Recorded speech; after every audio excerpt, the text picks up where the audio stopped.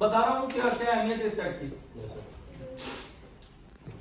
आप मान लीजिए ऐसे क्षेत्र में हैं जहां पर किसी भी तरह का कोई कम्युनिकेशन नहीं है और वहां पे केवल और केवल इसी का बोलबाला है, मतलब यही काम करेगा और दूसरी चीज काम नहीं कर रही है। किसी इंटीरियर में ऐसी जगह पे है, आप कंट्रोल के संपर्क में है, माइकवन साहब से भी आपकी बात नहीं हो पा रही है, ना डेल्टा साहब से ना अल्फा साहब से, आपकी केवल बात हो रही है कंट्रोल से। तो यही एक चीज है, जब भीड़ डिस्पर्स हो रही है कहीं पर या जमावड़ा भीड़ का है और आपको यही चीज बचा सकती है। आपने सीधा कंट्रोल को पॉइंट दिया, भीड़ उग्र हो रही है, आप बल भेजिए, आपकी बात हो गई। और आप क्योंकि मैनपैक पे आपकी बात हो रही है, मोबाइल आपके बंद है, उस पर नेटवर्क नहीं मिल रहा। कई बार ऐसी स्थिति हो जाती है कि बैटरी आपकी मोबाइल की बैटरी डाउन पड़ी हुई है, आपको कोई संपर्क सूचना देना है, तो अब आप सोचते हैं कि अब कैसे दें, ये भीड़ का सामना करेगी पॉइंट है। इसमें आपको कोई नेटवर्क मिलाने की जरूरत नहीं, सीधा आपने दबाया और अपने पॉइंट को कन्वे कर दिया। है अच्छी चीज। अब इसमें एक घटना मैं आपको बताता हूं। एक घटना हुई थी भिरंगी फाटक, ये हरदा की घटना है। हरदा के पास छिपावड़ पड़ता है, वहां पे भिरंगी फाटक एक रेलवे क्रॉसिंग है। तो वहां पर दो ट्रेनें आपस में भिड़ी। वो भिड़ने का कारण ये था कि बरसात का सीजन में, सुन लीजिएगा सभी लोग, बरसात का सीजन था, नीचे से पूरा मलबा बह गया पटरी के नीचे से, पटरी हवा में थी और उस बीच दो गाड़ियों की भिड़ंत हो गई। वहां पर लाशें बह के गई, 2-2, 4-4 किलोमीटर लाशें बह के गई। तो वो लाशों को कलेक्ट करने के लिए या उस जगह कम्युनिकेशन स्थापित करने के लिए नेटवर्क बिल्कुल नहीं था, मोबाइल में कोई नेटवर्क नहीं आ रहा था उस जगह। मैं उस जगह हरदा में पोस्टेड था उस समय। मैंने देखा कि मेरे एसपी साहिबान और कलेक्टर साहब जो जिले के हैं वो उस स्थल पे, घटना स्थल के लिए जा रहे हैं। एक स्पेशल ट्रेन चली हुई है, घटना स्थल में अपना पुलिस बल जा रहा है। मैंने किसी से नहीं पूछा, किसी एसपी साहिबान से नहीं पूछा, कलेक्टर साहब से नहीं पूछा, मुझे पता चला कि ऐसा है और वहां आवश्यकता महसूस होगी सेट की, वहां कम्युनिकेशन की जरूरत पड़ेगी। मैंने अपना रिपीटर उठाया, 2 कांस्टेबल हवलदार लिए और मैं स्थान पे पहुंच गया। 72 आवर्स, 72 घंटे एक ही कपड़े में उस जगह पे मौजूद था और कम्युनिकेशन एस्टेब्लिश करा के दिया वहां पर एसपी साहिबान को, कलेक्टर साहिबान को। उन्होंने इस चीज के लिए मुझे सम्मानित भी किया। तो ये चीज आपके साथ भी हो सकती है। तुरंत आप जो साधन संसाधन लगते हैं, जब भी आपदा की बात आती है, जो भी साधन संसाधन आपको लगते हैं आपकी लिस्ट में होना चाहिए।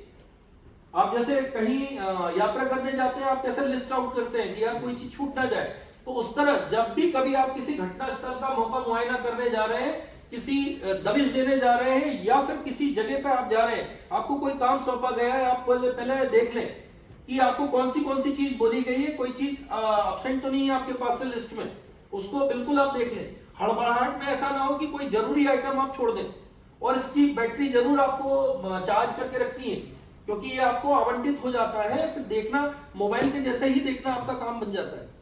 कई बार कई जगह लोग थोप देते हैं दूसरे पे कि नहीं वही बैटरी काम नहीं कर रही थी, सेट काम नहीं कर रहा था, और कई जगह मिसहैपनिंग हो जाती है। इसलिए जब भी निकले इसको, ये बहुत ज्यादा इंपॉर्टेंट चीज है, आपकी वर्दी की इंपॉर्टेंट चीज है ये। इसको आपको देख के चलना है और इसको बेहतर हालत में देखना है। ऐसा कई बार क्या होता है कि नॉब काम नहीं कर रही है, एंटेना में आपकी ये जो गलत प्रैक्टिस है, इस तरह से आप पकड़ते हैं तो एंटेना बीच से ब्रेकेज हो जाता है, यहाँ से टूट जाता है, स्प्रिंग है इसमें, इसका रबर कट जाता है। कई बार फिर लगाने में भी बड़ी दिक्कत होती है ना।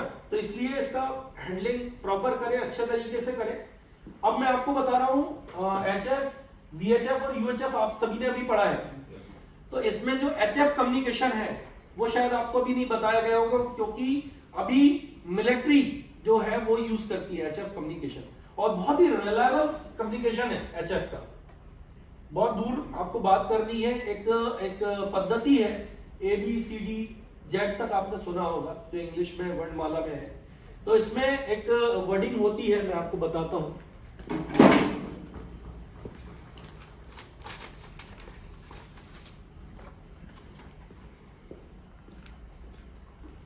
इसमें जैसे अल्फा से लेके जेड तक, ए से लेके जेड तक, इसमें वर्ड दिए अल्फा, ब्रेवो, चार्ली, डेल्टा। तो इसको क्या बोला जाता है इस भाषा में? मोर्स कोड की भाषा होती है, मोर्स कोड आप लोग जानते हैं कि किसी ध्वनि से पता चल जाए कि कौन सा अक्षर बोला जा रहा है, आप लोगों को बताया गया है। हाँ, तो ये जो पद्धति है, ये मिलिट्री और पैरामिलिट्री फोर्सेस जो है वो इसको यूज कर रही है, अभी आज भी कर रही है, क्योंकि ये बहुत रिलायबल कम्युनिकेशन है और बहुत दूर तक हम कम्युनिकेट कर पाते हैं। यहाँ पे एक दिल्ली का भी एक नेट है जो कनेक्ट है, और ऐसे जो इंटर स्टेट कम्युनिकेशन करने होते हैं उसके लिए HF बहुत ही रिलायबल कम्युनिकेशन है आज भी। तो इसमें क्या होता है कि हर एक व्यक्ति इसको सीख भी नहीं पाता, एक तो क्लिष्टता है इसको ऐसा पढ़ा जाता है डिडा डा डिडिड डा डिडा डिड डा डिडिड डिड डिडिडा डिड, इस तरह से ये पूरा कम्युनिकेशन होता है। इसका डा और डैश पे पूरा बेस्ड होता है A to Z, ठीक है। इसके साथ ही साथ आपको मैं बता दूं कि RSVP एक जैसे कि आपने कम्युनिकेट किया, अभी कई चीजें आपको RSVP, तो RT कम्युनिकेशन जो अभी आपने सीखा, अभी जो ग्रुप मैंने बनाए थे A और B, जो ग्रुप मैंने बनवाया था उसमें आपको रिदम, स्पीड, वॉल्यूम और पिच, इस चीज का बहुत ध्यान आपको रखना है। ऐसा भी नहीं हो कि आप हड़बड़ाहट में ऐसे पॉइंट दे रहे हैं कि सामने वाले को कन्वे ना हो, प्रॉपर कन्वे ना हो। आपकी स्पीड प्रॉपर होनी चाहिए, आप सुन रहे हैं, सुनने की भी आदत डालिए। भाई कोई सेट पे बोल रहा है, आप बोल भी नहीं रहे और आपने PTT प्रेस कर दिया, तो आधी बात आप सुन पाएंगे, आधी बात आपकी हवा में रह जाएगी, वो मतलब कंट्रोल के पास आ ही नहीं पाई। तो आप जब अगर कोई मैसेज कन्वे कर रहे हैं तो आप सुनने का भी मादा रखें, उसको भी सुनिए कि कंट्रोल ने सुन पाया या नहीं सुन पाया, उसका जवाब भी लें आप उससे कि जो मैंने पॉइंट दिया क्या कंट्रोल को क्लियर हुआ।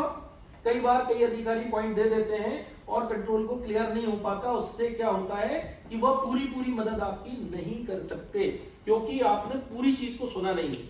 ये ड्यूटी का पार्ट है, आप लोगों को मालूम होना चाहिए, क्योंकि फटाक से पॉइंट दे दिया, सुन नहीं पाया। प्रॉपर पॉइंट दीजिए और उसका आंसर भी लीजिए सामने वाले से कि आपने इसको सुना अथवा नहीं। चलिए, मैंने काफी कुछ आपको प्रैक्टिकल तो बता ही दिया क्या होता है, और समय आपका हो ही रहा है लगभग। एक मैसेज का फॉर्मेट आप लोगों ने देखा होगा, किस तरह से मैसेज बनाई जाती है और किस तरह से हम कम्युनिकेट करते हैं मैसेज के लिए, देखा है आप सभी ने? देखिए फॉर्मेट में दिखा देता हूं।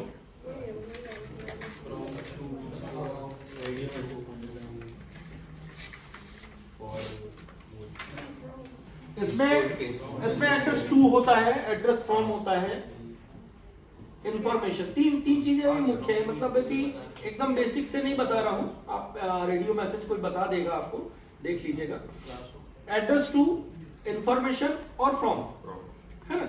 ये कहां से, मतलब किसके लिए है, इन्फॉर्म किस किस को करना है और कौन भेज रहा है, और एक नंबर डला होता है मैसेज शुरू करने से पहले लेफ्ट की तरफ की, उससे नंबर से हम पहचानते हैं उसको कि किस नंबर का मैसेज है और इस नंबर में क्या क्या आपका इसमें कहा गया है। और डेट भी मेंशन करते हैं, राइट साइड में हम डेट मेंशन करते हैं, और पूरा सब्जेक्ट होता है और जो व्यक्ति भेज रहा है उसके साइन होते हैं नीचे। ये मोटा मैं आपको आइडिया मैंने दे दिया इसमें। और ऊपर साइड जब भी मैसेज आप लिखते हैं तो NR और GR की महत्ता है मैसेज में। NR किसी मैसेज का एक रजिस्ट्रेशन नंबर होता है कि आप उसको रजिस्ट्रेशन नंबर कर रहे हैं कि फला 12 नंबर की मैसेज है, तो 12 नंबर की मैसेज में हमने कोई बात कही है जिसके बारे में हम बात कर रहे हैं। और GR होता है ऊपर राइट और लेफ्ट, मतलब आपके लेफ्ट साइड में NR होगा और राइट साइड में GR होगा, जो कि कितने ग्रुप की मैसेज है उसका टोटल होता है ऊपर, तो वो होता है GR, है ना।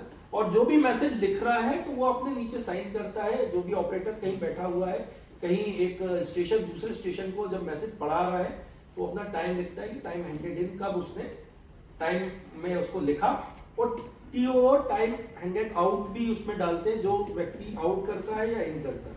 इसी तरह कोई इन हो रही है कोई मैसेज आउट हो रही है।